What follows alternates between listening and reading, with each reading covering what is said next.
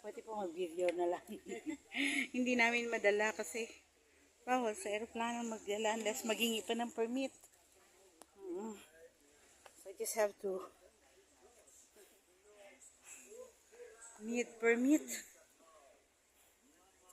So just take some videos even if I like to buy.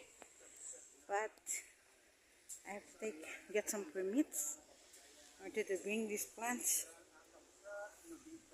to Iligan. When? May juniper bonsai, oh. How much can juniper bonsai? I have some bonsai at home.